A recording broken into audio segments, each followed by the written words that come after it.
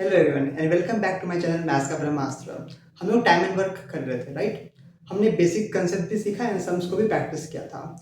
हमने अभी तक जितने भी सम्स किए हैं सब एग्जाम बेस्ड होते हैं, मतलब या तो एग्जाम में आ चुके या तो एग्जाम में पूछे जाएंगे। ठीक है, तो आज भी हम कुछ वही सवाल करेंगे जो एग्जाम्स में पूछे गए हैं और पूछे जा सकते हैं। तो चलिए बिना टाइम वेस्ट के आज का स्टार्ट करते हैं। तो हेडिंग देंगे टाइम एंड वर्क, ठीक है। और सबसे पहला सम देखते हैं आज का क्या है।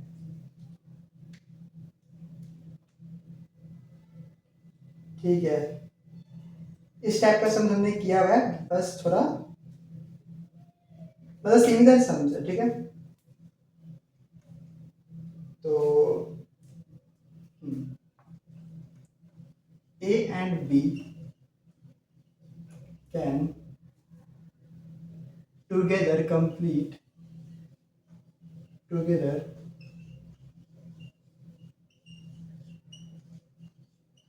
complete the work in 6 days. In 6 days.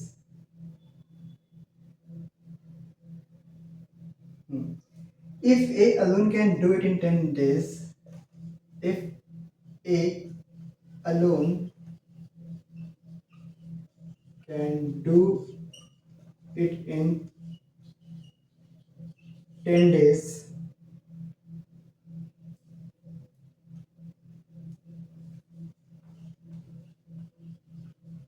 how much time will B alone take to complete the same work? Take to complete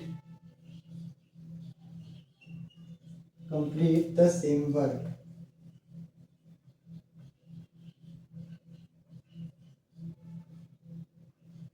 ये क्वेश्चन है, ठीक है, ये हमारा क्वेश्चन है।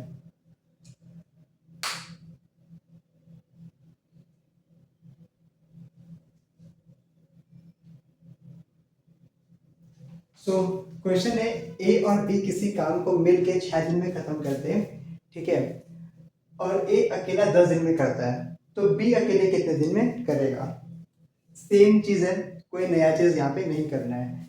ठीक है, मैंने जो शॉर्ट ट्रिक बताया था A into B divide by A plus B, वो तब होगा जब ए और बी दोनों का अलग अलग दिया हो। ठीक है, तो यहाँ पे ए और बी 6 दिन बोला है, तो यहाँ पे लिख लेंगे ए प्लस बी 6 days। ठीक है, और ए अकेला कितना दिन में करता है, 10 days में करता है। ठीक है, ये टाइम है इन लोग का। टाइम से हम क्या निकालते हैं सभी को पता है, दैट इज टोटल वर्क। ठीक है, टोटल वर्क, तो हम यहाँ पे टोटल वर्क क्या ले सकते हैं, 10 20 30 ले सकते हैं। तो 30 यहाँ पे एलसीएम आ गया, मतलब टोटल वर्क आ गया, क्योंकि 30 जो है वो 6 से भी डिवाइड होता है और 10 से भी डिवाइड होता है। ठीक है, सो 30 अभी एफिशिएंसी चाहिए अभी हम लोग को। तो एफिशिएंसी कैसे निकलता है, टोटल वर्क बाय टाइम, सीखा हुआ है सभी ने। तो टोटल वर्क 30 बाय टाइम मतलब 6, तो यहाँ पे आ जाएगा 5। ठीक है, total work by 10 that is यहाँ पे आ जाएगा 3। ठीक है, तो अब यहाँ से हमें एफिशिएंसी मिल गया, ए और बी का एफिशिएंसी है 5 और ए का एफिशिएंसी है 3। ठीक है, ए का एफिशिएंसी अगर 3 है तो यहाँ पे ए का एफिशिएंसी 3 हम पुट कर सकते हैं। ठीक है, ए का एफिशिएंसी 3 हो गया, और अगर ए प्लस बी 5 है और अगर ए का 3 है तो बी का कितना होगा, 2 होगा। तो यहाँ से हमें एफिशिएंसी मिल गया, ए का एफिशिएंसी 3 और बी का एफिशिएंसी 2। ठीक है, how much time will be take, अब बी अकेला कितना दिन में करेगा, और टाइम निकालने का फॉर्मूला भी सभी को पता है, टोटल वर्क अपॉन एफिशिएंसी, जिसका पूछेगा उसी का। तो टोटल वर्क यहाँ पे हमें 30 दिया है। ठीक है, एंड बी, और बी का पूछा है सिर्फ बी का, तो बी का एफिशिएंसी कितना है 2, जैसे 2 से डिवाइड कर देंगे, सो यहाँ पे आ जाएगा 15 डेज, मतलब बी अकेला 15 डेज में काम करेगा। ठीक है, इजी है, सभी को समझ में आया सभी को। ठीक है, ए और बी 6 दिन में करता है और ए अकेला 10 दिन में करता है। हमारे पास टाइम है, टाइम से हम टोटल वर्क निकाल सकते हैं, दैट इज उसका एलसीएम, राइट। तो 6 और 10 का एसएम 30 होता है, और एफिशिएंसी निकालने के लिए टोटल वर्क को टाइम से डिवाइड करते हैं। सो टोटल वर्क 30 है और टाइम 6 है, तो 30 डिवाइड बाई 6 करेंगे तो 5 आ जाएगा। सेम यहाँ पे भी 30 डिवाइड बाई 10 करेंगे तो 3 आ जाएगा।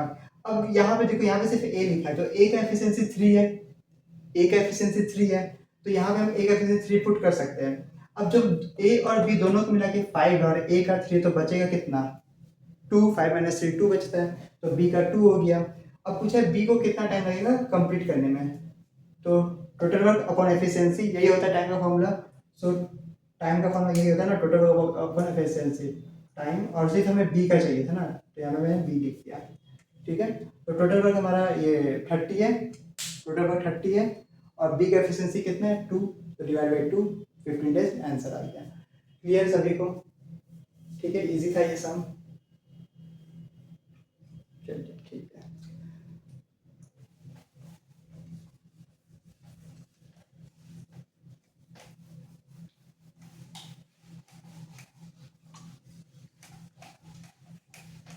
एग्जाम में इसी टाइप के सम्स भी पूछे जाते हैं। ठीक है, ज़्यादा टफ तो नहीं आता है।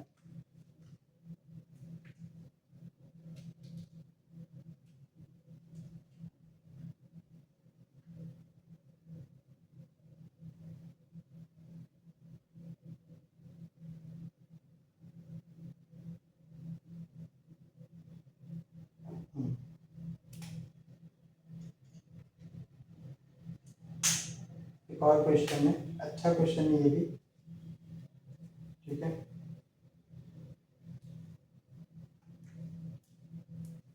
Number 2, A can do a work in 16 days. ठीक है, ए कंप्लीट करेगा 16 डेज में, and B can do it in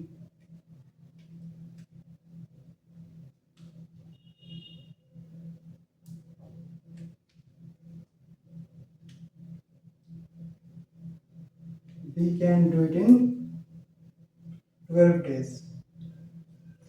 12 days। ठीक है,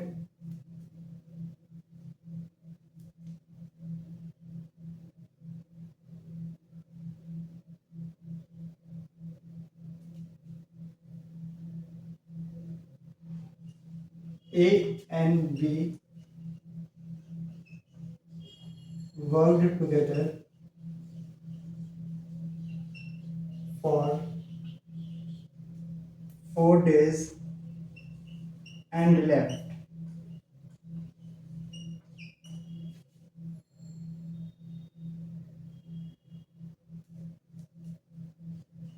In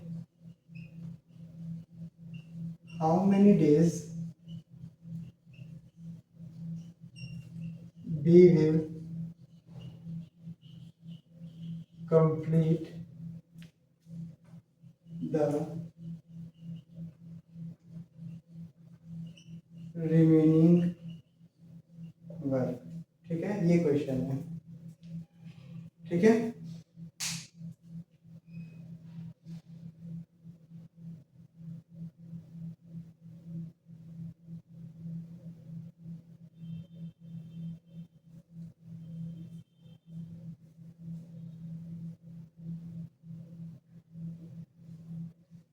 ठीक है, देखो इसमें क्या करना है, बहुत इंटरेस्टिंग क्वेश्चन है और एग्जामिनर का फेवरेट क्वेश्चन है। ठीक है, कि काम करके वो आधा काम करके छोड़ के चला गया।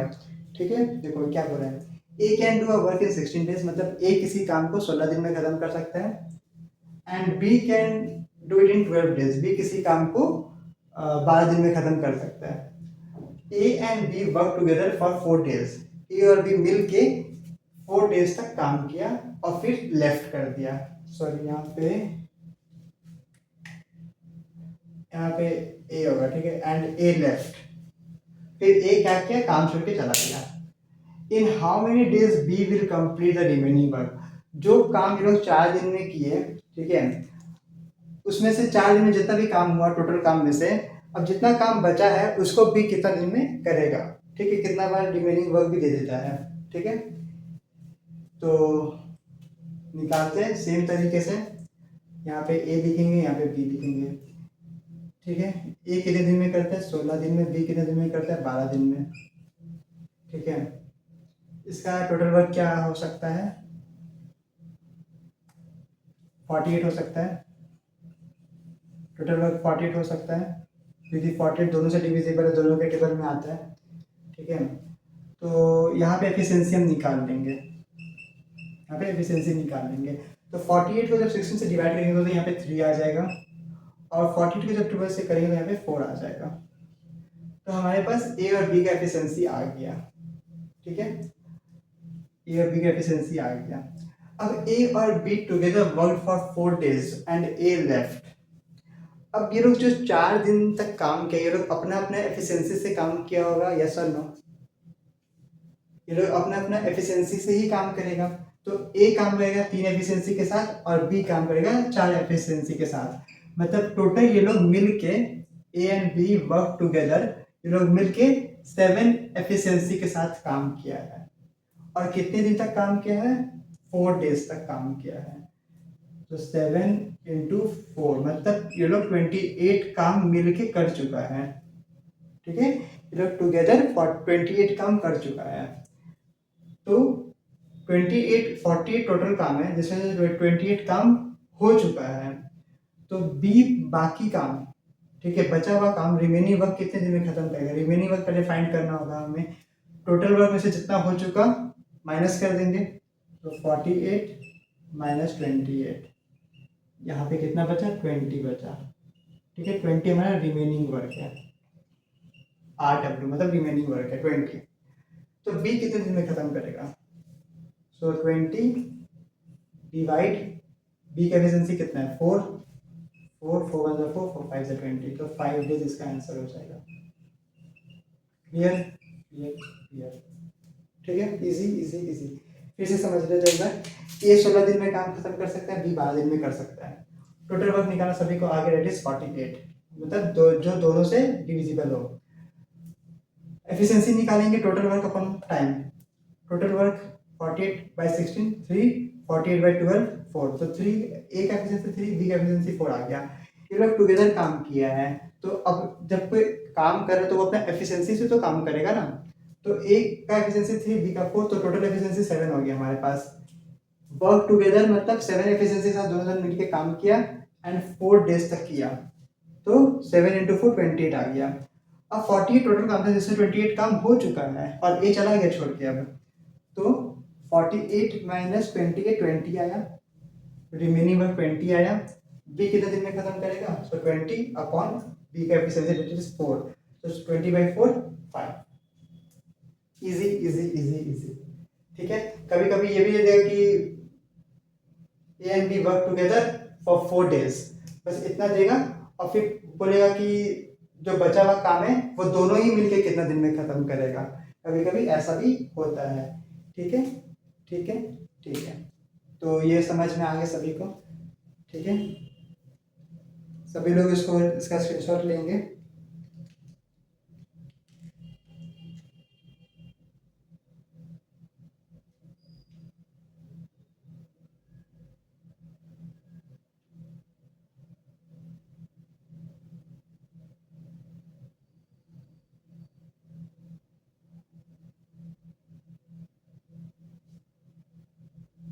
एक और सम करेंगे ऐसे ही। ठीक है,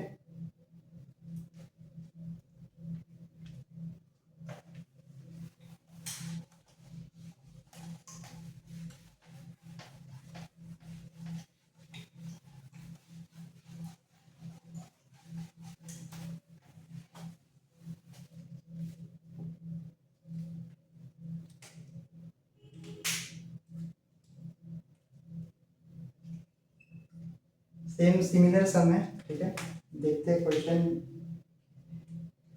यहाँ पे भी ए जो है वो लेफ्ट कर रहा है, पर यहाँ पे मैं बी को लेफ्ट करवाऊंगा इस बार। ठीक है, क्वेश्चन में बस एक एलिमेंट चेंज कर दूंगा। A can do a piece of work in 12 days। ये वही सम है क्या, नहीं नहीं, नंबर सेम है बस। ठीक है, ए कैन डू, अच्छा मैं पूरा क्वेश्चन नहीं लिखूंगा, टाइम लगेगा, ठीक है, मैं बस मेन चीज लिख देता हूँ, ठीक है। क्वेश्चन का फ्रेमिंग तो सभी को पता चल गया होगा। तो ए जो है वो किसी काम को 12 दिन में खत्म करता है, बी किसी काम को 16 दिन में खत्म करता है, ठीक है। बी जो है worked for 6 days and left the work, ठीक है। how much time will A take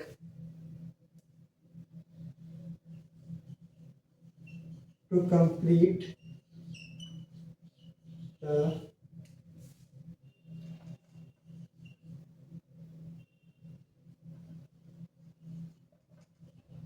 remaining work, number 2 whole work,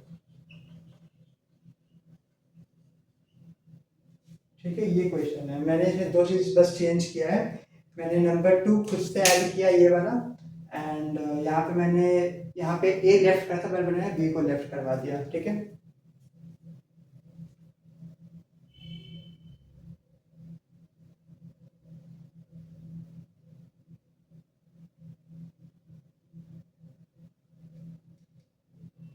जिसमें से एक क्वेश्चन में तो मेहनत करने का बिल्कुल भी नीड नहीं है, चलिए देखते हैं, ठीक है। सो ए को वक्त लगता है 12 दिन, बी को वक्त लगता है, अच्छा एक काम करते हैं, ये हटा देते हैं, होल वर्क वाला चीज हटा देते हैं क्योंकि फायदा नहीं है लिख के, ठीक है।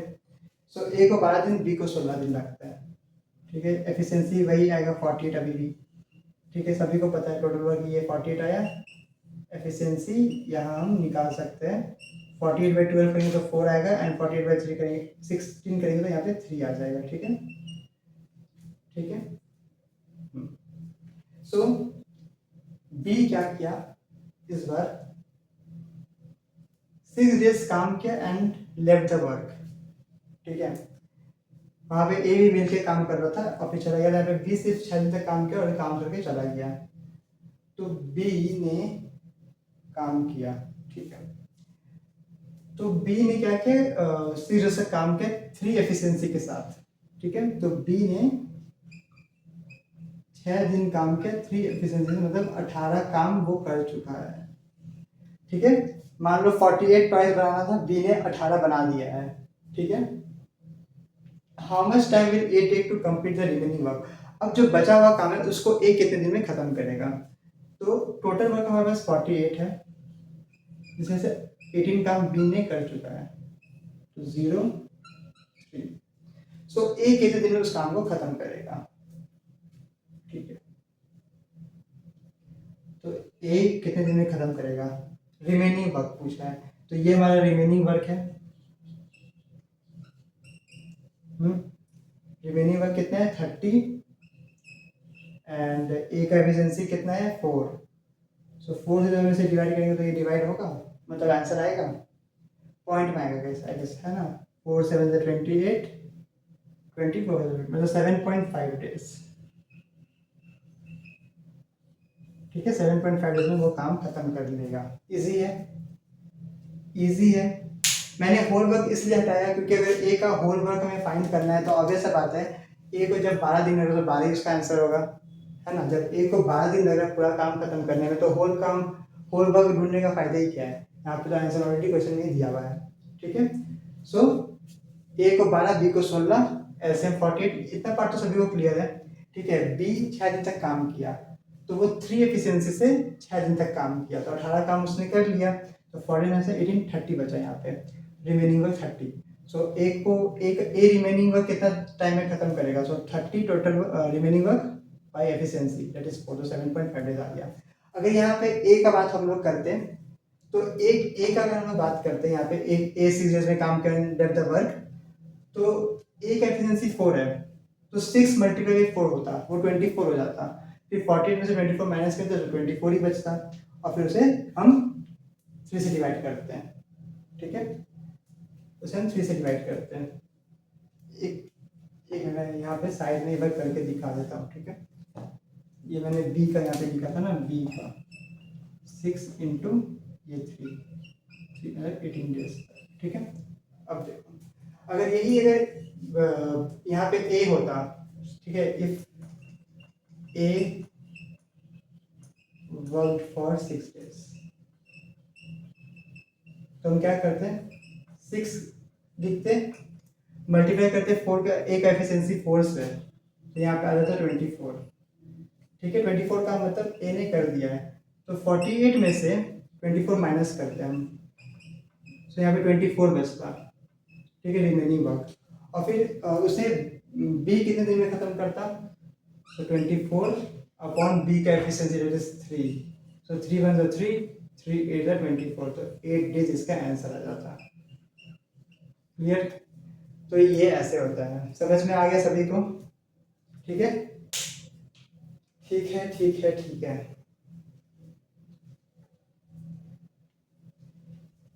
सब लोग इसको स्क्रीनशॉट लेंगे, फिर हम एक और सम करेंगे जो कि बहुत ही ज़्यादा इम्पोर्टेंट है। ये बहुत ही ज़्यादा इम्पोर्टेंट है, इसीलिए मैं इसे लास्ट में करवा रहा हूँ, ठीक है।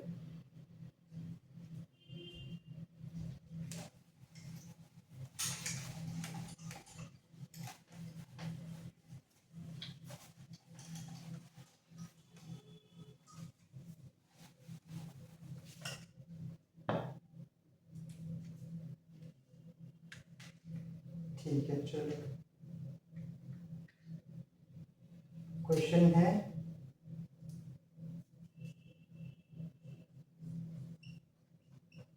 ए, ये सब नहीं लिखना है, डायरेक्ट करते हैं। ए को लगता है 10 डेज, बी को लगता है 15 डेज, ठीक है। They work on alternate days, they work on alternate days starting from A. How long will it take to complete the work? How long will it take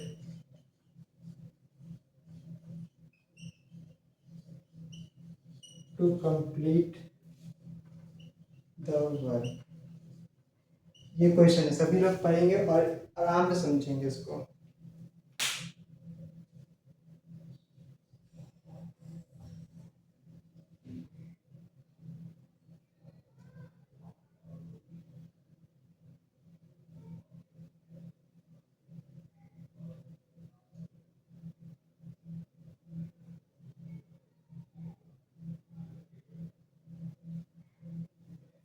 अब देखो, ये क्वेश्चन ऐसा क्या है, इसमें ए कंप्लीट करता है किसी भी काम को 10 दिन में, बी कंप्लीट करता है किसी भी काम को 15 दिन में, ठीक है।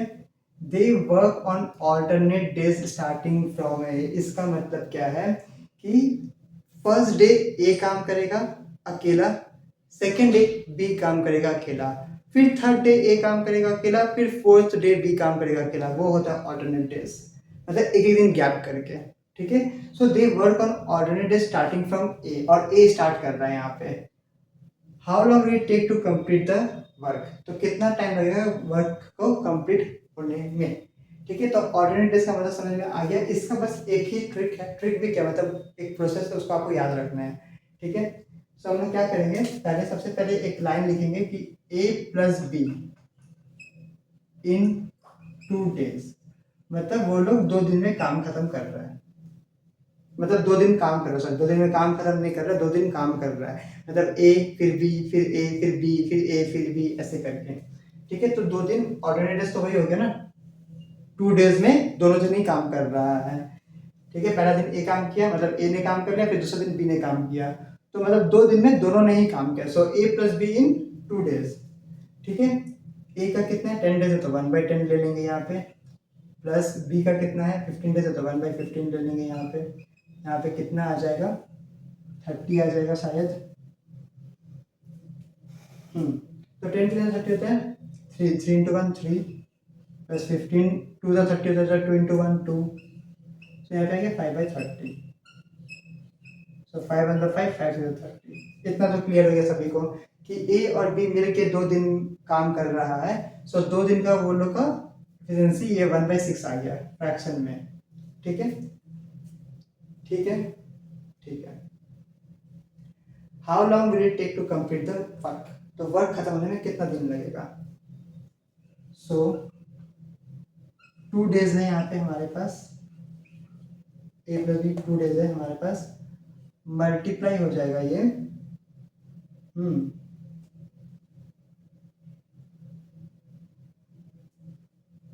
सॉरी, जो कि 1/6 के बराबर है। ये जो 2 डेज है ये 1/6 के बराबर है। ठीक है, ये जो 2 दिन ये लोग काम कर रहे हैं ये 1/6 के बराबर है।